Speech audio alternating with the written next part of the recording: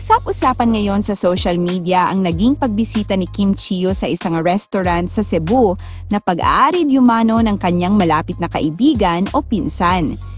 Kitang-kita raw kung gaano kasaya si Kim habang sinusuportahan ang bagong food business na ito, lalo na't nag-order at nag-enjoy siya sa kanilang specialty na lasagna.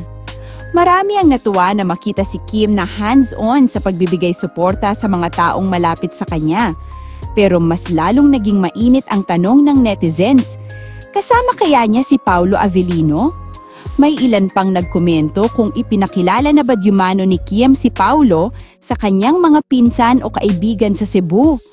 Bagamat walang kumpirmasyon, kinikilig na naman ng fans sa posibilidad na mas lalong nagiging malapit si Paulo sa pamilya ni Kim. Kung totoo man, dagdag ito sa mga senyales na mas nagiging spesyal ang relasyon ng dalawa. Kaya't abot hanggang social media feed ang kilig vibes na dulot ng simpleng pagbisita ni Kim sa restaurant na ito.